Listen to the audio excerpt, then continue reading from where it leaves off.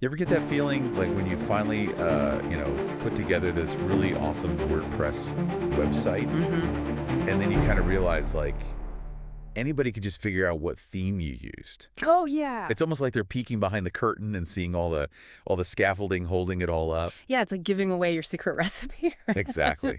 And today's deep dive, we're going to try to help you guys figure out how to make that recipe your own. Right.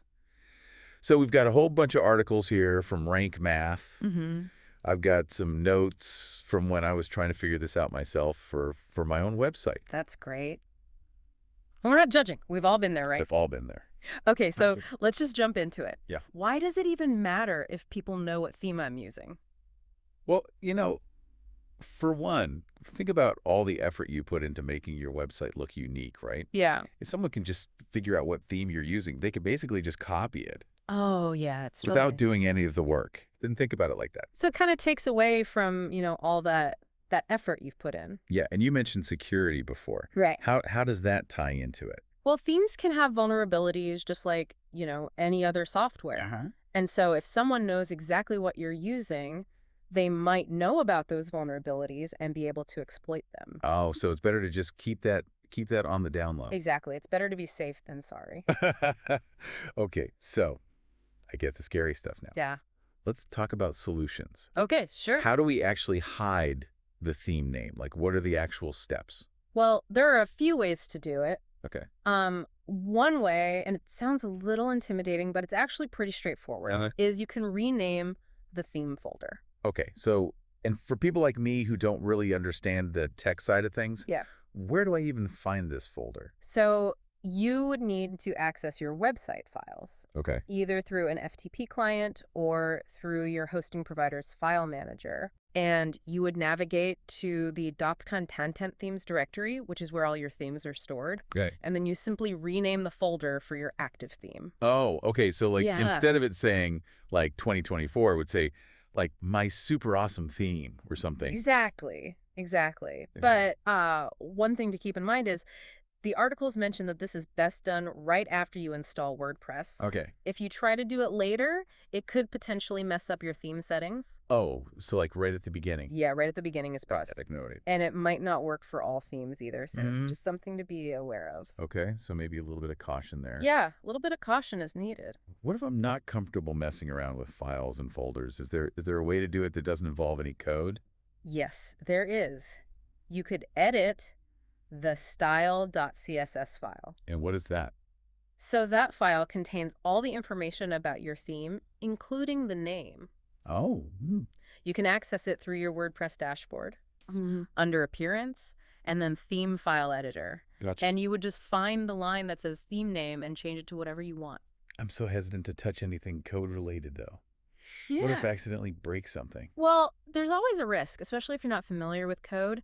And the style.css file is a pretty important file for your theme. Okay. So the articles actually recommend using what's called a child theme for making this kind of edit, Oh, okay. because it's a safer way to customize without messing with the core files of the original theme. Okay, child themes, that's a whole other deep dive. Yeah, exactly. But we'll save that for another time. Yeah, we can save that for later. For now, is there anything that's even more user-friendly, Mm. like super simple, like if you're scared of code and files and things like that? Yes, absolutely. There's a plugin for that. Oh, a plugin. That's what they're there for. Okay, tell me more. So the Rank Math article specifically recommends a plugin called Hide My WP Ghost. Okay. And it's very user-friendly. That's what I like to hear. Yeah, you just install it, activate it, Mm-hmm. go to the plugin settings, and enable the option to hide theme names. Okay. The article goes into more detail, but it's really quite straightforward. Awesome. I love it when there's a simple solution like that. Me too.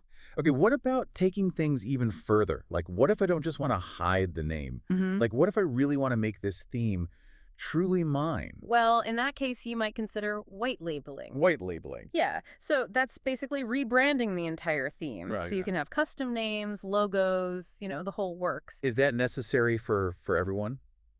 It really depends on your goals. You Okay. know, if you just want a simple website and you're not too concerned about it looking super unique, then maybe not. Mm-hmm. But if you're really going for that bespoke feel, or even someone who knows a lot about WordPress themes wouldn't be able to recognize it, then white labeling is the way to go. And what's really interesting is that there's actually research that shows that people perceive white labeled websites as more professional and trustworthy. Really? Yeah. Wow. So it could actually have a positive impact on things like conversions and brand identity. So it's not just about like vanity. Right, Right, exactly. that's interesting. Yeah, there's a strategic element to it. So how do you do it?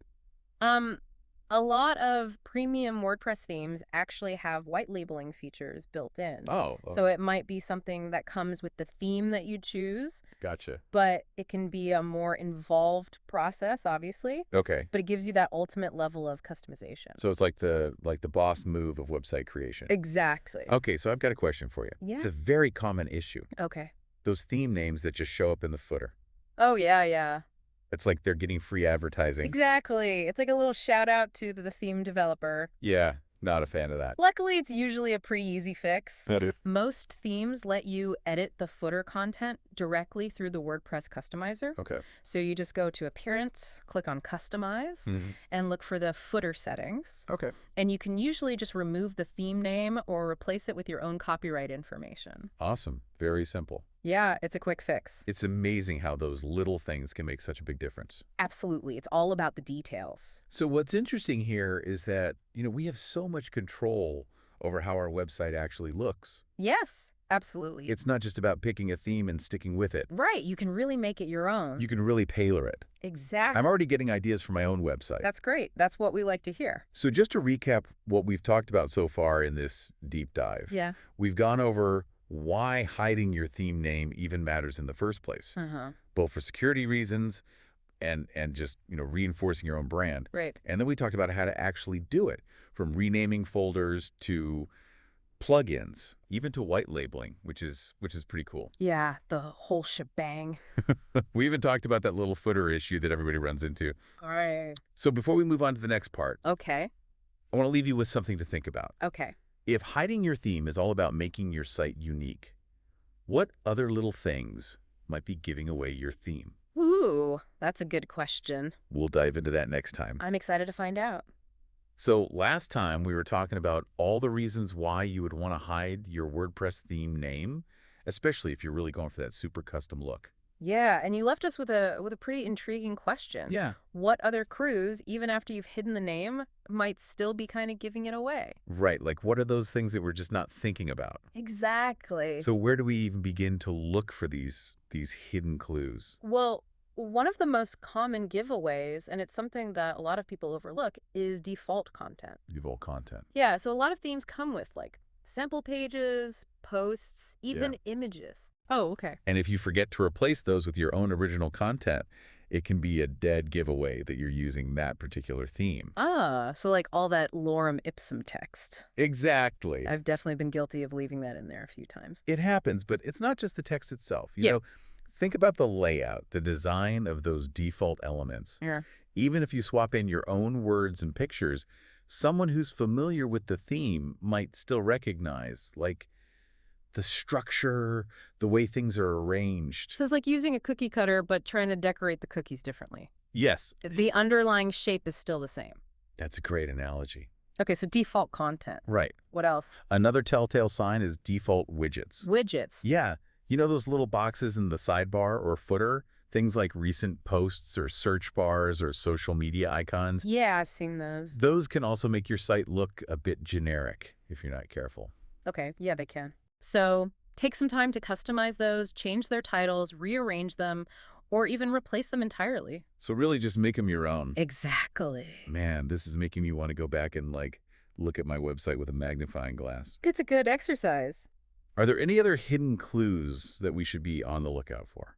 Well, keep that magnifying glass handy, because another thing to pay attention to is any unique design elements or styling choices that are really specific to that theme. Okay. It could be an unusual font pairing, a distinctive layout for blog posts, or even a particular way that images are displayed. So like the little details. Yeah, those little details can be like fingerprints. So really just making sure that everything aligns with your own aesthetic. Exactly. And what's interesting is this whole process of hiding your theme can actually push you to be more creative with your design Oh, choices. interesting. Okay. Because you're forced to think more critically about each element and how it contributes to the overall look and feel. Yeah, it's like those limitations can actually spark creativity. Ooh.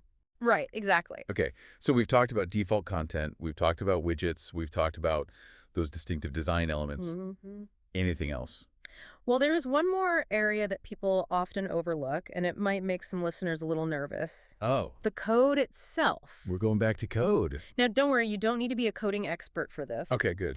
But sometimes themes might leave traces of their name or other identifying information within the HTML, CSS, or JavaScript files. So even if we've been super careful with all the visual stuff, we still need to double check the code. It's a good idea. Okay, And the good news is there are tools and plugins that can help you scan your website for these things. okay, phew.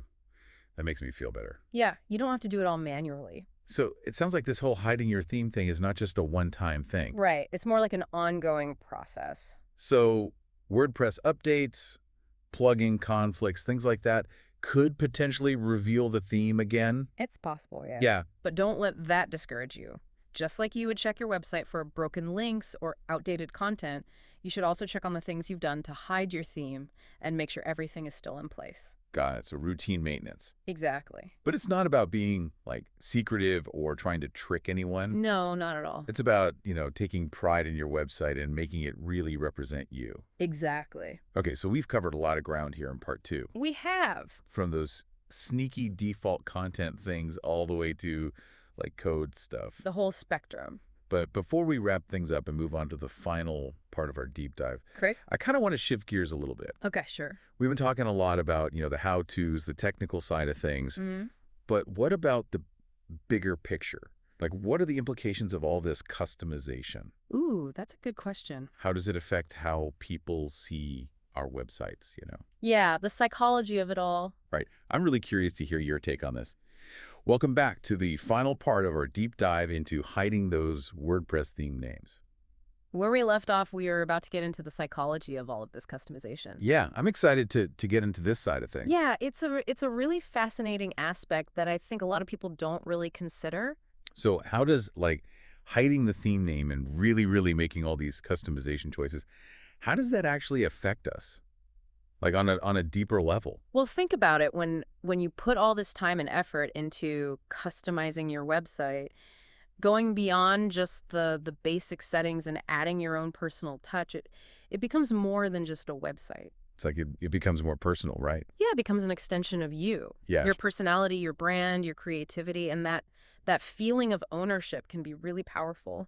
It's like that difference between wearing something like mass-produced versus something you designed yourself. Exactly. There's a sense of pride that comes with that. Yeah. And that confidence can actually translate into a stronger online presence, So it's not just about how it looks, it's about how it makes you feel. Exactly, and how it makes your visitors feel. When you're excited about your website, that energy is contagious. Okay, so we've talked about like all the positive impacts. Mm, Is there a downside? that's a good question. Like, can you take this whole like unique website thing too far? I think it's important to be aware of your intentions. Okay. If you're hiding your theme name just to deceive people, to make them think you built something from scratch that you didn't, that's where it can get a little ethically questionable. Yeah, it's about being honest, I guess. Exactly. Transparency is key. So how do we find that balance then? Like between, making our site our own Yeah. and not being misleading? Well, I think it comes down to understanding that it's okay to use existing tools and resources like WordPress themes, Right. but it's what you do with them that matters. So as we wrap up this deep dive, what's like the one big thing you want people to remember? I want people to remember that hiding your theme name is just one small step in the bigger picture of creating a website that really reflects who you are. Awesome. Don't be afraid to experiment, have fun with it, and let your personality shine through. Well, that's it for this deep dive. It's been a pleasure. Until next time, happy website building, everyone.